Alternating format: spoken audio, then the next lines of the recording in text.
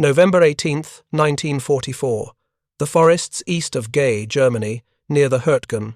Oberleutnant Hans Becker crouched inside his Panther Ausf G, its 200mm frontal glacis representing the pinnacle of German armoured protection. Through his periscope, he tracked what intelligence had identified as another American M-ten Wolverine, a known quantity, a manageable threat.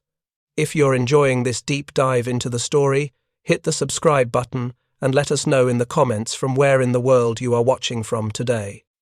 His crew had faced Wolverines before. The M-ten's 76mm gun required close range and perfect shot placement to threaten a Panther.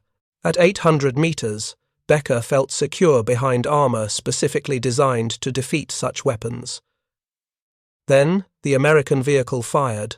The tungsten-cored round from the M36's 90mm gun struck the Panther's frontal armor at 2,800 feet per second. The penetrator punched through 200mm of face-hardened steel as if it were ordinary plate. Becker's gunner died instantly. The loader lost both legs. Becker himself escaped through the commander's hatch, with third-degree burns across 40% of his body. As he stumbled into a roadside ditch, he turned to see what had destroyed his supposedly invulnerable tank. The vehicle that had killed his crew looked nearly identical to the M-ten Wolverine, but its gun was different, larger, and it had just done something German tankers believed impossible: frontally penetrate a Panther at combat range. Becker survived to become a prisoner of war. In Allied custody, he would learn the truth. The vehicle that destroyed his Panther wasn't an M-ten. It was the M36 Jackson, mounting a 90mm anti-aircraft gun converted for armor warfare. The weapon achieved penetration values that invalidated 3 years of German tank development. More significantly, Becker would discover that the M36 represented not an exception, but American industrial capability at scale. By the time he encountered one, the United States had already produced over 2,000 of these tank destroyers, with production continuing at a rate German industry could no longer match. The story of German tankers encountering the M36 is not simply a tale of tactical surprise. It is a narrative about the collision between ideology and industrial reality, between carefully constructed doctrine and overwhelming material superiority. German panzer crews had been trained to believe that armor thickness and gun caliber determined battlefield dominance. They learned, often in the final seconds of their lives, that production capacity and logistical sustainability mattered more than individual vehicle superiority. This is their documented story, based on after-action reports, technical evaluations, and the testimony of men who survived encounters with a weapon system that shattered their understanding of armored warfare. The German confidence in armor supremacy had deep roots in both doctrine and experience. From 1939 through 1942, German panzers had validated the principles of armoured warfare against enemies who often lacked adequate anti-tank weapons. The Panzer III and IV, though not heavily armoured by later standards, proved sufficient against Polish, French, and early Soviet opposition.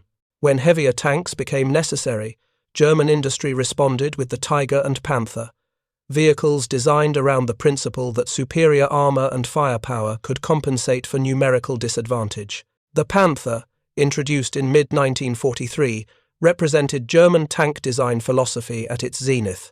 Its sloped frontal armor measured 200mm effective thickness, specifically calculated to defeat the American 75mm and 76mm guns at combat ranges. German metallurgists had developed face-hardening techniques that increased armor resistance beyond raw thickness measurements. Panzer crews received training, emphasizing their vehicle's protection as a psychological advantage. They were taught that maintaining proper angling and using terrain would render them nearly invulnerable to most Allied anti-tank weapons. Technical documentation from German armor schools reveals the specific claims made to panzer crews. The Panther's frontal armor could withstand the Soviet 76mm gun at any practical range.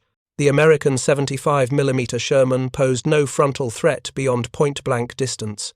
Even the American 76mm gun, introduced in mid-1944, required flanking shots or close-range engagement. These assessments weren't propaganda, they were supported by ballistic testing and early combat experience. German confidence in the Panther's protection had empirical foundation. The Tiger I, entering service in late 1942, reinforced this doctrinal confidence. Its 100mm frontal armor, though not sloped, proved impervious to most Allied anti-tank weapons. Reports from North Africa and the Eastern Front documented Tigers surviving dozens of hits from 75mm and 76mm guns. This created a psychological effect beyond mere tactical advantage. German crews operating Tigers and Panthers developed what intelligence officers would later term armor invincibility syndrome, a dangerous confidence that their protection rendered them essentially immune to frontal engagement. German anti-tank doctrine evolved around this armor-centric philosophy. Panzer tactics emphasized presenting frontal armor to enemy fire while maneuvering for flank shots against Allied vehicles. German gunners trained to engage enemy tanks at ranges where their own armor remained effective, while Allied guns could not achieve penetration. This standoff engagement doctrine worked effectively against Sherman's mounting 75mm guns and M-ten Wolverines with 76mm weapons. It would prove catastrophically inadequate against the M36. By autumn 1944, German intelligence had identified the M-ten Wolverine as the primary American tank destroyer.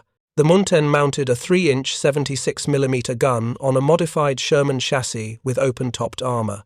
German evaluation of captured M-10s and combat reports confirmed that while the Wolverine could threaten German tanks from favorable angles, it lacked the penetration to frontally engage Panthers or Tigers at normal combat ranges. This assessment, accurate for the M-10, created a false sense of security regarding American tank destroyer capabilities. German tactical manuals from this period reflect confidence bordering on complacency. Training documents instructed Panther crews that American tank destroyers could be engaged frontally at ranges beyond 500 meters with minimal risk. Tiger crews received similar guidance. These doctrines assumed American anti-tank weapons would remain relatively static in capability, a catastrophic misreading of American military-industrial flexibility. The origins of the M36 Jackson lay not in pre-war planning, but in observed deficiency. American armor officers in North Africa and Italy recognized that existing American anti-tank weapons struggled against the latest German armor. The M-10's 76mm gun, while effective against Panzer IIIs and IVs, required careful shot placement against Panthers and proved nearly useless against Tigers frontally. This tactical reality prompted urgent requests for heavier anti-tank weapons. The American response demonstrated industrial flexibility that German planning had not anticipated. Rather than designing an entirely new weapon system, a process requiring years, American engineers adapted an existing high-velocity weapon, the 90mm anti-aircraft gun. This weapon, already in production for air defense, possessed the ballistic characteristics necessary for armor penetration. The question was whether it could be mounted on a mobile platform and integrated into armored formations quickly enough to affect the European campaign. Development of the M36 proceeded with remarkable speed. The Ordnance Department initiated the project in January 1943. By April, a pilot vehicle mounted the 90mm gun on an M-10 chassis. Testing revealed immediate challenges. The 90mm gun produced significantly more recoil than the 3-inch weapon, requiring strengthened mountings and improved recoil systems. Weight considerations necessitated modifications to the suspension. The ammunition storage system required complete redesign to accommodate the larger 90mm rounds. Engineers at Aberdeen Proving Ground documented specific solutions to these technical challenges. The turret was redesigned with heavier counterweights to balance the 90mm gun's forward mass. The recoil system incorporated improved hydraulic cylinders that could absorb the gun's firing forces without transmitting excessive shock to the chassis. Ammunition racks were repositioned lower in the hull to improve stability.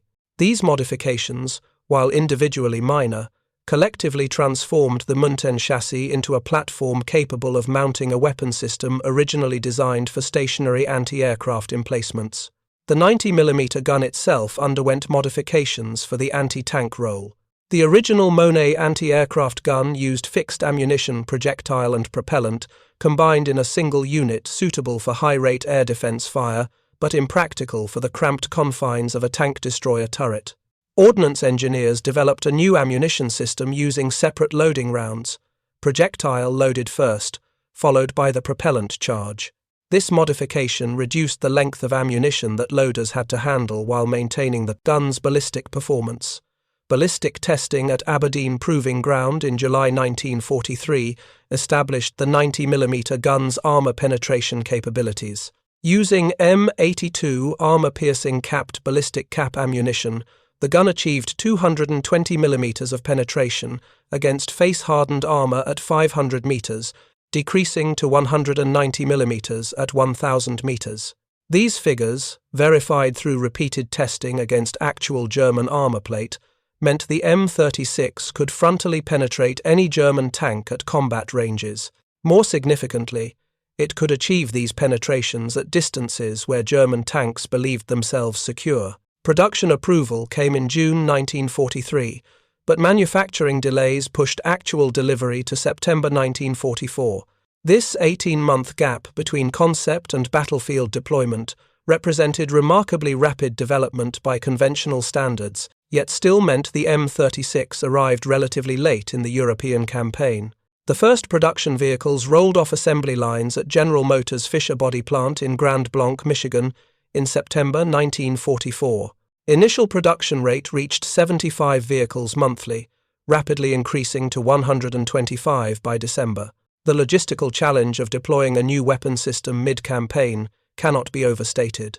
Each M36 required trained crews, specialized ammunition, maintenance protocols, and integration into existing tactical doctrine. The Tank Destroyer Command faced the task of transitioning units from M-10 Wolverines to M36 Jacksons while maintaining operational readiness. This transition occurred simultaneously with the autumn 1944 offensives in France and Germany, meaning units were learning new equipment while in active combat. Training for M36 crews emphasized the weapon's capabilities while acknowledging its limitations.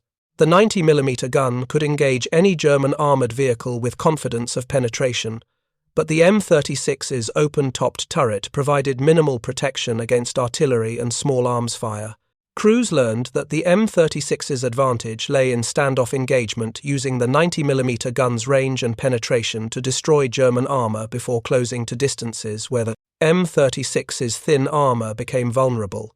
Gunnery training revealed the 90mm gun's precision. The weapon's high muzzle velocity, 2,800 feet per second, with armor-piercing ammunition, produced flat trajectory out to 1,000 meters.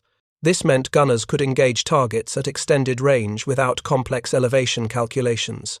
The gun's accuracy exceeded German tank guns at comparable ranges, giving M36 crews the ability to achieve first-round hits at distances where return fire remained inaccurate. Ammunition loading drill presented unique challenges. The 90mm rounds weighed 42 pounds complete projectile and propellant charge together. The separate loading system required loaders to handle each component individually. First, the 24-pound projectile, then the 18-pound propellant charge. Well-trained crews achieved firing rates of 6 rounds per minute, compared to 8 rounds per minute for the M10's smaller 76mm gun. This slightly reduced rate of fire was accepted as reasonable cost for dramatically increased hitting power. By October 1944, M36 tank destroyers began arriving in Europe. The first units to receive them were tank destroyer battalions already equipped with M-10 Wolverines, creating a transition period where battalions operated mixed fleets of both vehicles. This mixed composition, complicated logistics, ammunition, spare parts, and maintenance requirements differed between the two vehicles but allowed immediate deployment of M36s as they became available rather than waiting for complete unit re-equipment. The 638th Tank Destroyer Battalion received the first M36s deployed to active combat units in October 1944. The battalion, operating in support of 1st Army during the advance toward the Siegfried Line, had previously operated M-10 Wolverines and possessed extensive combat experience. Crews transitioning to the M36 immediately recognized the 90mm gun's increased capability, though the full significance of this advantage would only become apparent through combat engagement. German intelligence remained remarkably uninformed about the M36's deployment. Luftwaffe reconnaissance, by late 1944 severely limited by Allied air superiority, failed to identify the new vehicle in pre-combat staging areas. Allied security classifications and the M36's external similarity to the M10 prevented German intelligence from recognizing a new weapon system had entered service. This intelligence failure meant German panzer crews received no warning that American tank destroyers had suddenly become far more lethal. The first documented engagement between an M36 and German armor occurred on November 4, 1944, near Aachen. A 638th Tank Destroyer Battalion M36, commanded by Staff Sergeant Robert Early, engaged a Panther at approximately 900 meters. Early's gunner, Corporal James Mitchell, achieved a frontal hit that penetrated the Panther's glacis and detonated the ammunition storage, destroying the vehicle instantly. The engagement lasted less than 30 seconds from initial sighting to kill. The Panther crew, according to the battalion's after-action report, never returned fire, suggesting they were caught completely unprepared for penetration at that range. This initial engagement established a pattern that would repeat throughout the winter 1944 offensive. German panzer crews, conditioned by experience against M10s and 76mm Shermans, engaged M36s at ranges they considered safe. The M36's 90mm gun then achieved penetrations that German tankers believed impossible. The psychological impact of this tactical surprise, seeing their protection defeated at ranges where they expected invulnerability, proved as devastating as the physical destruction. After-action reports from November 1944 document increasing German recognition that American anti-tank capabilities had fundamentally changed. A captured panzer commander from the 2nd Panzer Division, interrogated on November 12, reported that his unit had lost 3 Panthers in a single engagement with what he initially believed were M10s. Only after the battle, examining the destroyed American vehicle, did German recovery crews recognize the larger gun.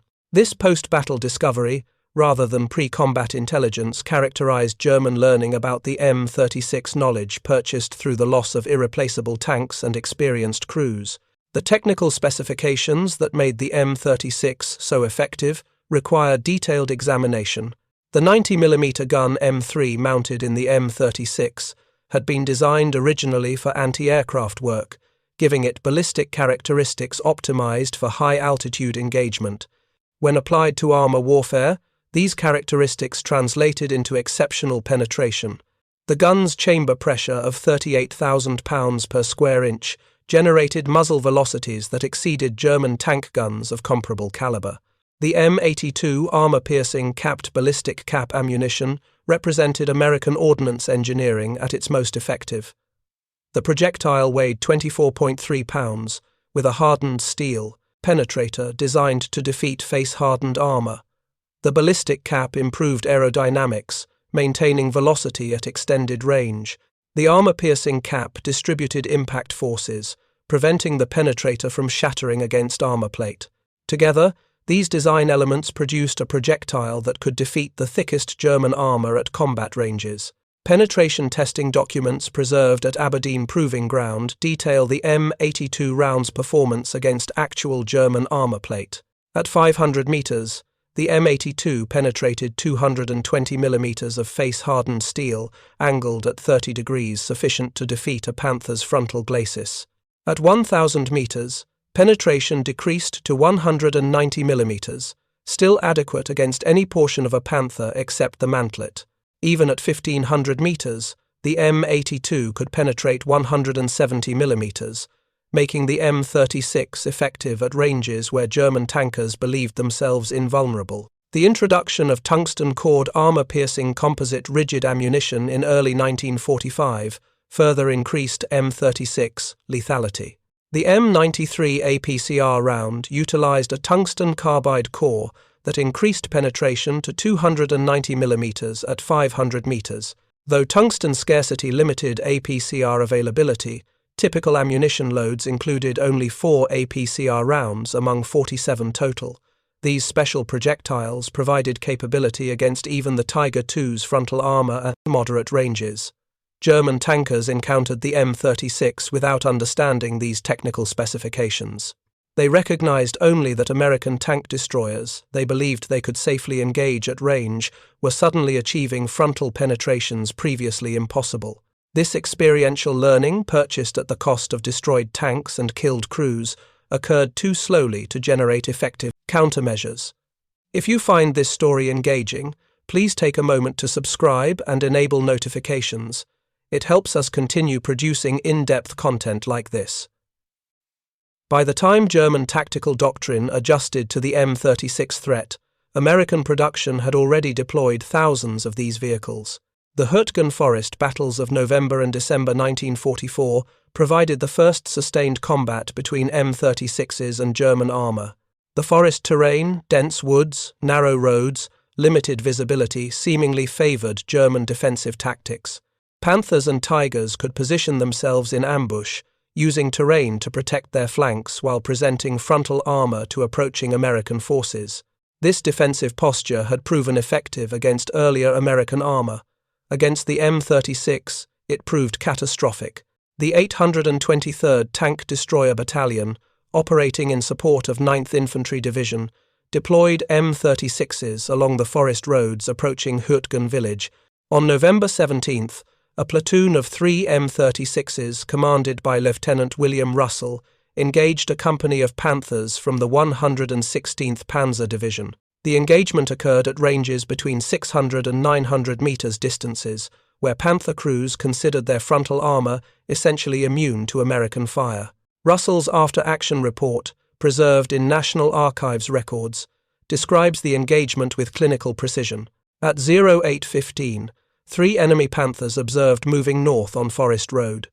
Lead vehicle at approximately 600 meters, trailing vehicles at 700 and 800 meters. Engaged lead vehicle first.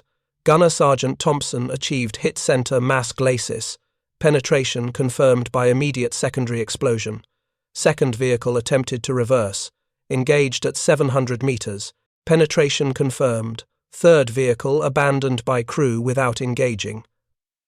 This engagement demonstrated the psychological as well as physical impact of the M36's capabilities. The third Panther, technically undamaged and capable of returning fire, was abandoned by its crew after witnessing 2 supposedly invulnerable tanks destroyed frontally at combat range.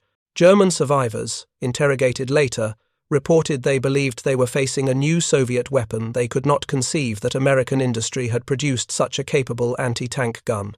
Statistical analysis of tank destroyer effectiveness during the Hürtgen fighting reveals the M36's superiority over earlier weapons.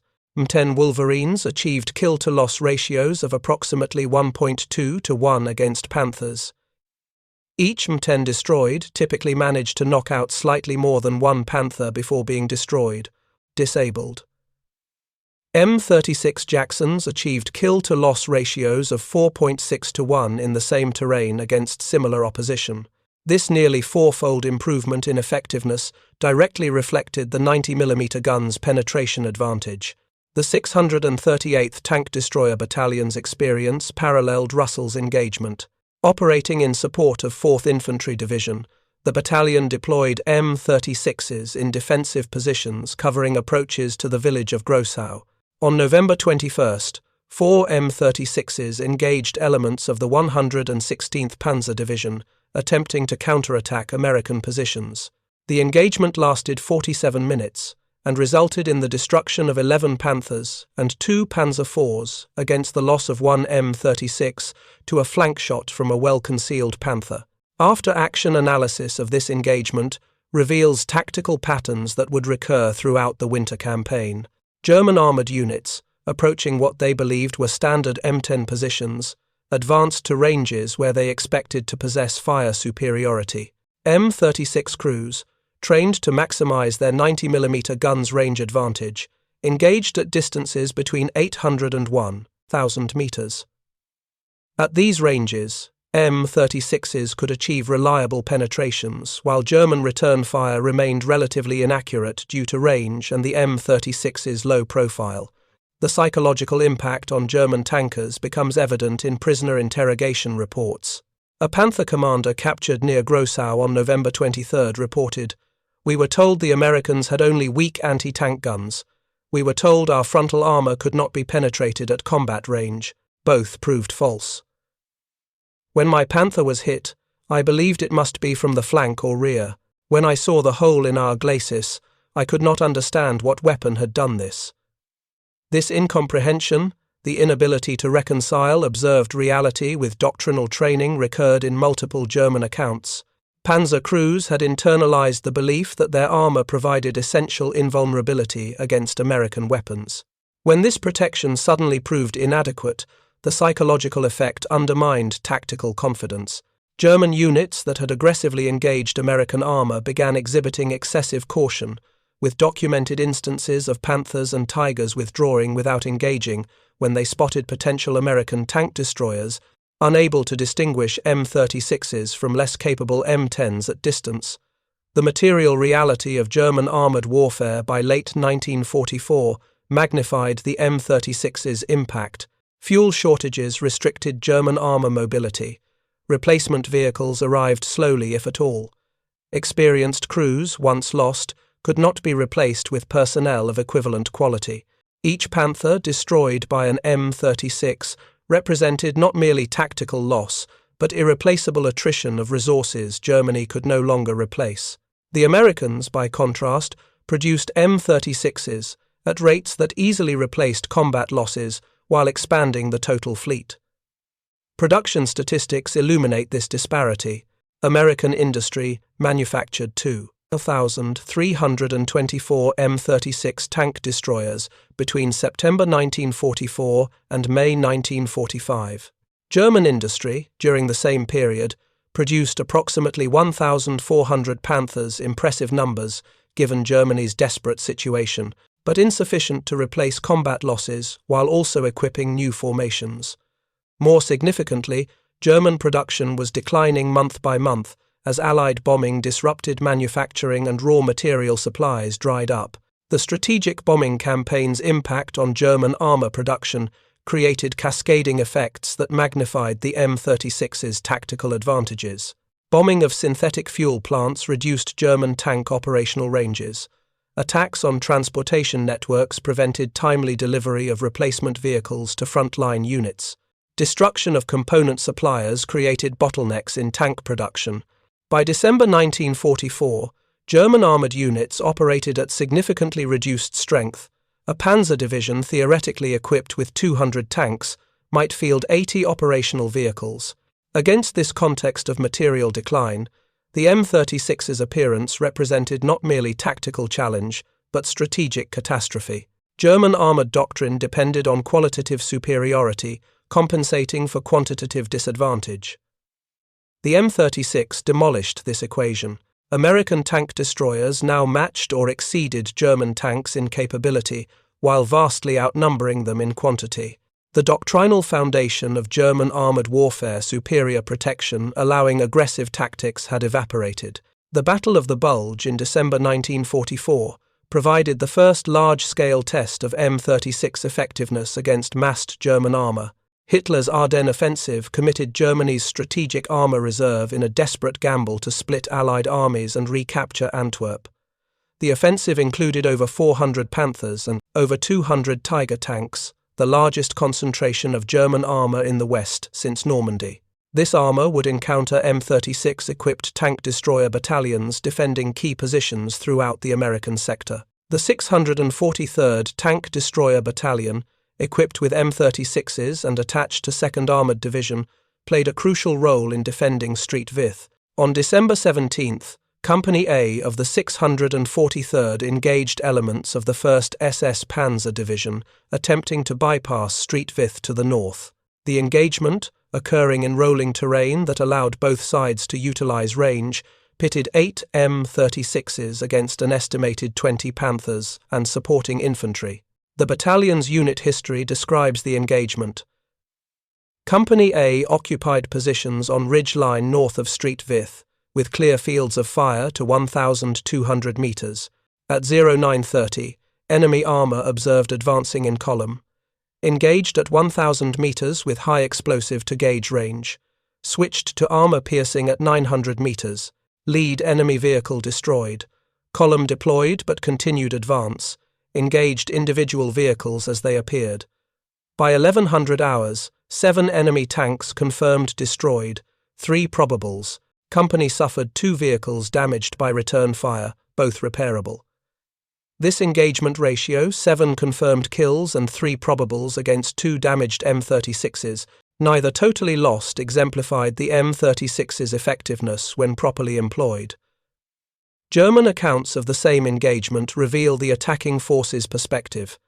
A surviving Panther commander reported his company began the attack with 19 operational Panthers and ended with 11, having encountered what he described as unexpectedly effective American anti-tank fire that penetrated our armor at ranges we considered safe.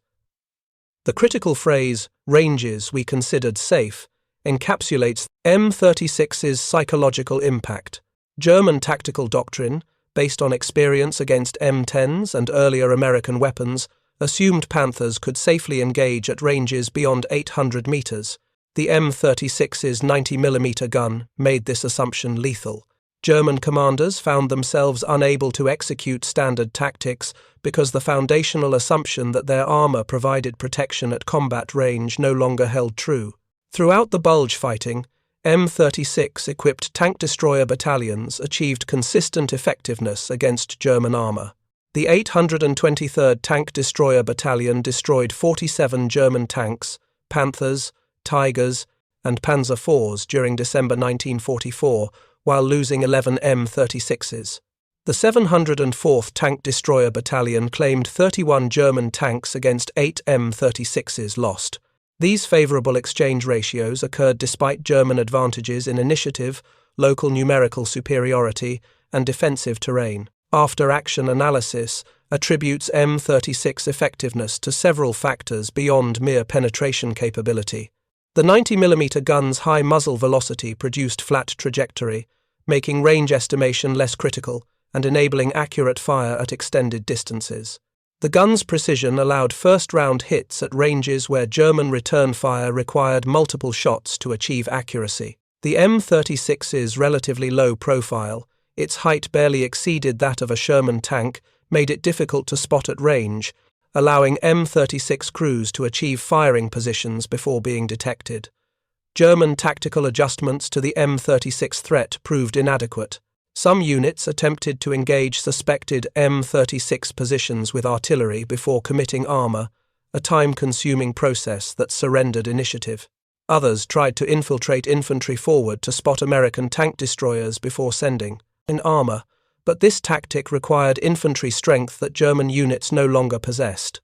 The most common response, extreme caution when encountering any American tank destroyer, degraded German armored effectiveness by preventing the aggressive tactics that German doctrine emphasized. The material consequences of M36 effectiveness extended beyond immediate tactical results. Each Panther destroyed represented approximately 250,000 Reichsmarks in production cost and 6 months of industrial capacity. The tungsten, nickel, and molybdenum consumed in Panther production came from resources Germany could not replace. The experienced 5-man crew of a destroyed Panther required 18 months of training to replace training Germany no longer had time to provide. Every engagement where M36s achieved favorable kill ratios accelerated Germany's armored force attrition beyond sustainable rates. The winter offensive revealed patterns that transcended individual engagements. German armored commanders, analyzing reports from multiple sectors, recognized that American anti-tank capabilities had fundamentally transformed. A captured operations order from the 6th Panzer Army, dated December 27, 1944, instructed unit commanders to exercise extreme caution when engaging American tank destroyer positions. New American anti-tank weapons demonstrate capability to penetrate frontal armor of Panthers and Tigers at ranges previously considered safe. Avoid frontal engagement when possible. This directive, remarkable for its frank acknowledgement of American superiority, arrived too late to affect German tactical planning during the Bulge. More significantly, it offered no practical solutions. The instruction to avoid frontal engagement when possible contradicted fundamental German armoured doctrine. Panthers and Tigers had been designed specifically for frontal engagement, using superior armour protection to dominate firefights at range. Telling German tankers to avoid frontal combat effectively negated their vehicles' primary advantage, while highlighting vulnerabilities, limited fuel range, slow reverse speed, and thin side armour that German doctrine had accepted as reasonable trade-offs for frontal protection. Individual German tankers developed their own responses to the M36 threat. Some Panther commanders adopted extreme caution, withdrawing at first contact with any American tank destroyer rather than risking engagement. This defensive posture, while preserving vehicles in the short term, surrendered tactical initiative and violated German offensive doctrine. Other commanders maintained aggressive tactics, believing that bold maneuver could overcome American firepower advantages. These crews often achieved initial tactical success before encountering M36s that destroyed their vehicles at ranges where they expected immunity. The 776th Tank Destroyer Battalion's experience at Bastogne illustrated M36 effectiveness in defensive operations. The battalion, equipped with a mix of M-ten Wolverines and M36 Jacksons, deployed around Bastogne's perimeter as German forces attempted to reduce the surrounded American garrison. On December 23, 4 M36s positioned on high ground southeast of Bastogne engaged elements of the 2nd Panzer Division, attempting to tighten the encirclement. The engagement occurred at ranges between 1,000 and 1,300 meters distances, where the M36's 90mm gun retained lethal effectiveness, while German return fire struggled for accuracy. The battalion's after-action report documented the destruction of 6 Panthers and 2 Panzer IVs over a 3-hour engagement, with 2 M36s suffering damage from German artillery rather than direct tank fire. The engagement demonstrated the M36's capability to dominate long-range armour duels when properly positioned with clear fields of fire. German commanders attempting to break through to Bastogne faced an impossible calculation. Frontal assaults against American positions risked encountering M36s that could destroy Panthers at extreme range. Flanking maneuvers required fuel and time that German forces lacked. Artillery preparation before armour advances consumed ammunition stocks that could not be replenished. The M36's presence transformed routine tactical problems into potentially catastrophic risks. Prisoner interrogations from late December 1944 reveal the psychological burden M36 effectiveness imposed on German tankers. A Panther commander from the 9th Panzer Division, captured on December 29th, described the experience. Every time we advanced, we wondered if American tank destroyers waited ahead. We could not distinguish the new heavy guns from older weapons at distance. Every American tank destroyer became a potential death sentence. This uncertainty, this constant fear of encountering weapons that could destroy us frontally, eroded our willingness to press attacks. This erosion of tactical confidence represented psychological warfare through demonstrated capability rather than propaganda. German tankers did not need Allied psychological operations to fear the M36, they needed only to witness its effects on fellow crews. Stories of Panthers destroyed frontally at 800 or 900 meters spread through German armored units with the authority of first-hand testimony. Each engagement where M36s achieved penetrations German tankers believed impossible reinforced the perception that American anti-tank weapons had achieved decisive superiority. The material disparity between American and German armor production magnified every M36 tactical success. When an M36 destroyed a Panther, American industry replaced the M36 within days if necessary, drawing from production lines manufacturing over 100 vehicles monthly. German industry, by contrast, struggled to replace Panthers at rates matching combat losses. By January 1945, German panzer divisions operated at fractions of authorized strength, with veteran crews increasingly replaced by hastily trained personnel lacking experience in armored warfare. The 627th Tank Destroyer Battalion's experience during the reduction of the Bulge salient illustrated M36 effectiveness in offensive operations. As American forces counterattacked in early January 1945, the battalion supported Third Army's advance toward Houffalize. German forces, withdrawing under pressure, established successive defensive lines, utilizing remaining armor as mobile reserves to counterattack American penetrations. On January 9th, Company B of the 627 encountered a German counterattack force, including 8 Panthers from the Panzer Lehr Division. The engagement occurred in rolling farmland that offered limited cover but excellent visibility. M36 crews spotted the advancing Panthers at approximately 1,200 meters and engaged immediately at 1,000 meters. The battalion's unit history records the destruction of 5 Panthers in the engagement's first 8 minutes, with the remaining German vehicles withdrawing without achieving their objective of disrupting the American advance. This engagement pattern, German armor attempting counterattacks, only to encounter M36s that destroyed vehicles before they could effectively engage, recurred throughout January 1945. German tactical doctrine emphasized aggressive counterattacks to disrupt enemy offensives, but this doctrine assumed German armor could survive long enough to reach enemy positions. Against M36s, German counterattack forces often suffered crippling losses before closing to ranges where their own guns achieved maximum effectiveness. The cumulative impact of these tactical defeats extended beyond immediate battlefield results.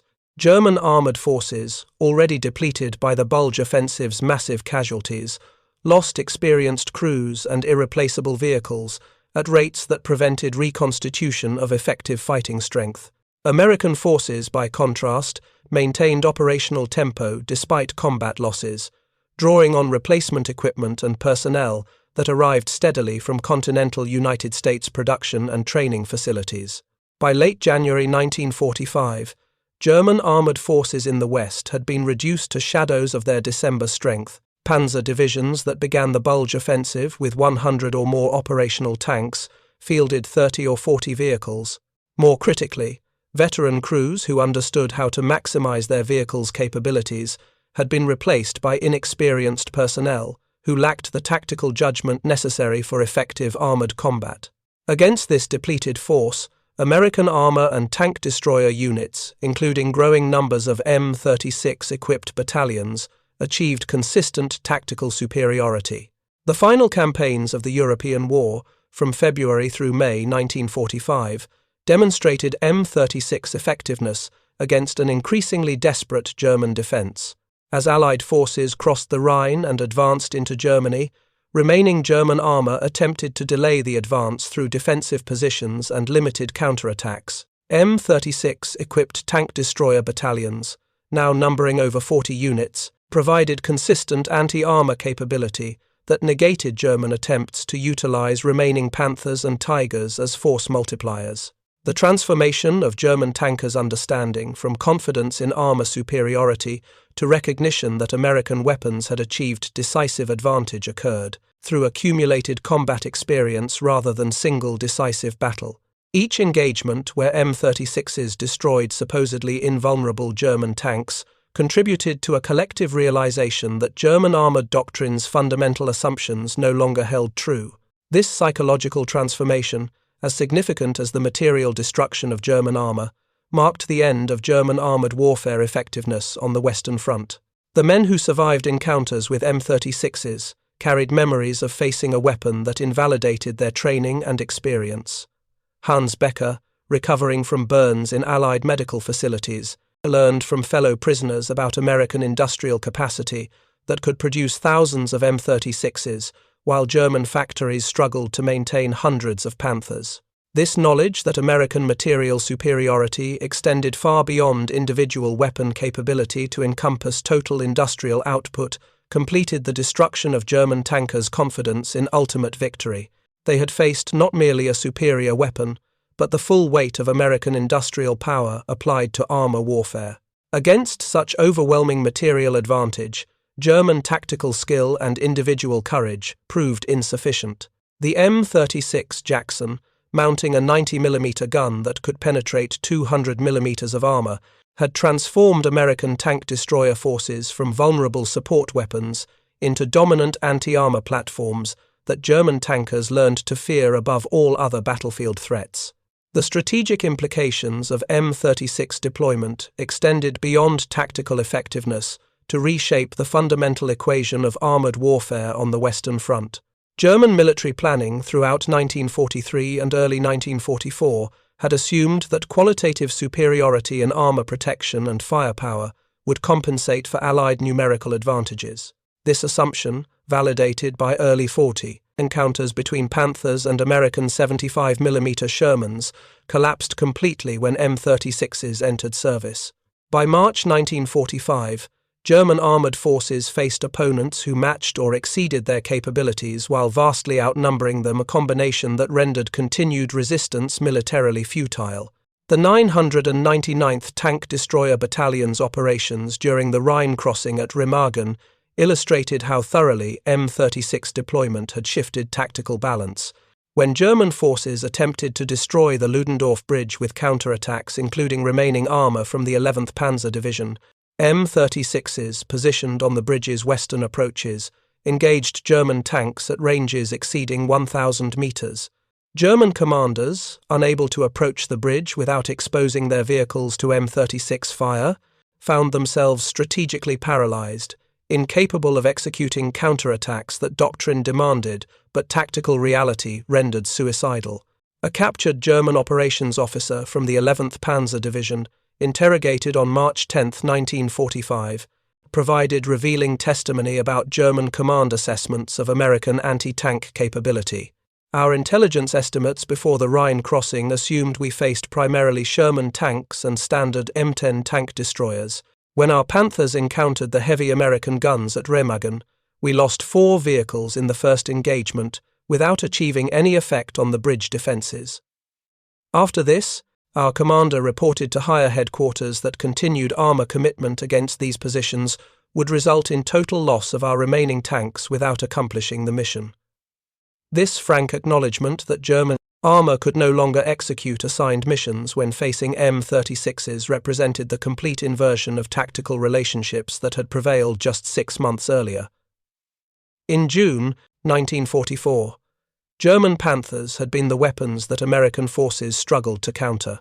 By March 1945, Panthers had become vulnerable targets that German commanders hesitated to commit against American defences. The M36 had achieved what strategic bombing, numerical superiority, and operational manoeuvre alone could not: the negation of German armour as an effective military force. The human cost of this transformation remained etched in the memories of German survivors. Oberfeldwebel Kurt Schneider, a Panther gunner who survived 3 separate encounters with M36s between December 1944 and March 1945, described his experience in post-war testimony. "The first time, we believed it was luck, a fortunate shot that penetrated where we thought impossible. The second time, we understood the Americans possessed new weapons we had not been warned about. The third time, we knew that our armour provided no protection against these guns. This knowledge, this certainty that our training and our vehicle's design philosophy had been rendered obsolete, destroyed our confidence more thoroughly than any battlefield defeat." Schneider's testimony captured the psychological dimension of technological surprise. German tankers had internalized a worldview where armour thickness and gun caliber determined battlefield outcomes. The M36's 90mm gun, achieving reliable penetrations against 200mm armour at combat ranges, demolished this worldview. More significantly, it revealed that American industrial capacity could produce weapons superior to German designs in both quality and quantity, a realization that undermined German soldiers' faith in ultimate victory even as they continued fighting. The final weeks of the European war saw M36-equipped tank destroyer battalions operating as mobile anti-armour reserves, responding to remaining German resistance throughout the collapsing Reich. The 811th Tank Destroyer Battalion, supporting 7th Army's advance into southern Germany, encountered one of the war's last significant concentrations of German armour near Nuremberg in April 1945. A company of Panthers from the 25th Panzer Grenadier Division, attempted to block the American advance through defensive positions in the city's outskirts. The engagement, lasting approximately 2 hours on April 18th, resulted in the destruction of 9 Panthers against the loss of 1 M36 to a Panzerfaust, a handheld anti-tank weapon fired by German infantry at close range. The disparity in losses illustrated how completely M36 effectiveness had shifted tactical advantage.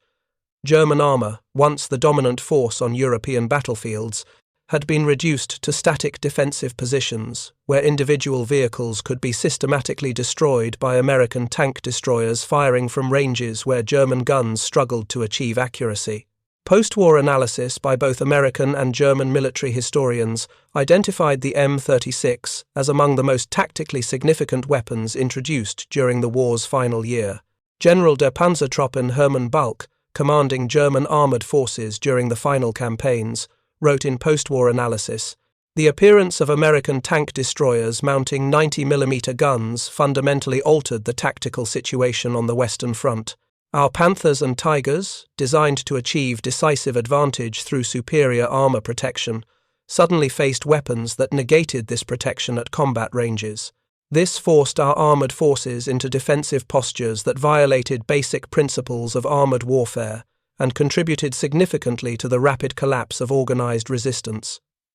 Bulge's assessment, notable for its frank acknowledgement of German tactical failures, reflected broader recognition among surviving German commanders that American industrial capacity had produced weapons superior to German designs while manufacturing them in quantities German industry could never match. The M36 represented not merely a single successful weapon system, but the manifestation of American military-industrial capability applied comprehensively to modern warfare. American tactical doctrine evolved rapidly to exploit M36 capabilities. By early 1945, tank destroyer battalions operated as offensive weapons rather than defensive anti-tank reserves. M36s advanced alongside armoured divisions, providing long-range anti-armour capability that complemented Sherman tanks' greater numbers and mechanical reliability. This combined arms integration, utilizing each weapon system's strengths while compensating for limitations, exemplified American tactical flexibility that German forces struggled to counter. The production statistics tell their own story of industrial dominance. Between September 1944 and May 1945, American factories manufactured 2,324 M36 tank destroyers. During the same period, German industry produced approximately 1,400 Panthers and fewer than 300 Tiger tanks of all variants. This nearly 2-to-1 advantage in heavy anti-tank weapons production, combined with American advantages in medium tanks, artillery, and logistics, created overwhelming material superiority that no amount of German tactical skill could overcome. The fate of individual German tankers who encountered M36s illuminates the human dimension of technological warfare. Hans Becker, whose Panther was destroyed on November 18, 1944, spent the war's remainder in Allied prisoner-of-war camps. There he learned from American guards and fellow prisoners about the industrial system that had produced the weapon that nearly killed him. Post-war, Becker emigrated to the United States, working as a machinist in Detroit's automotive industry. In interviews conducted in the 1970s, he reflected, "When I saw the M36 for the first time, I could not believe American industry had produced such a weapon.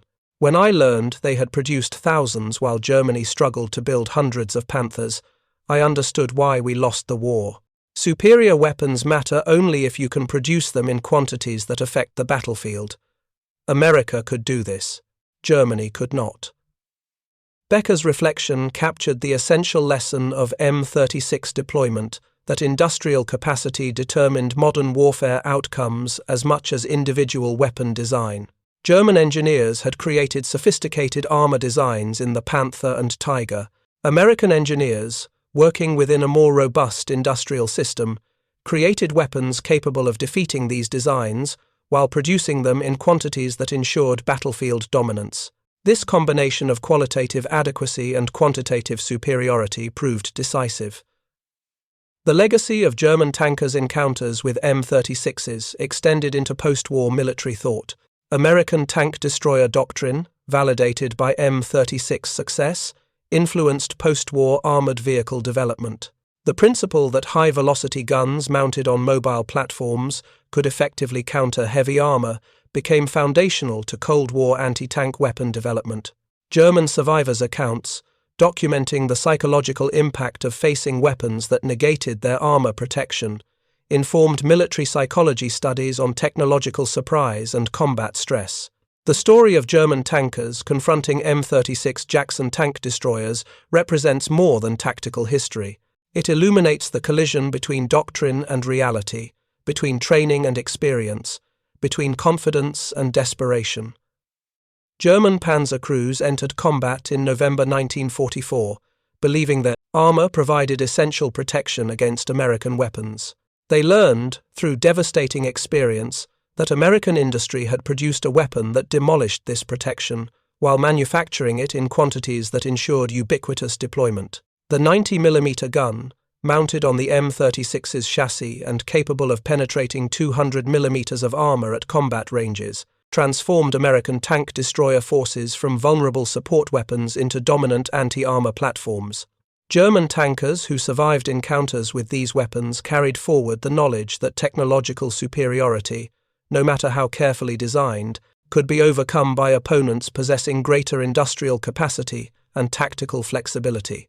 This knowledge, gained through the destruction of supposedly invulnerable tanks and the loss of irreplaceable crews, marked the end of German armored warfare effectiveness and validated American industrial strategy.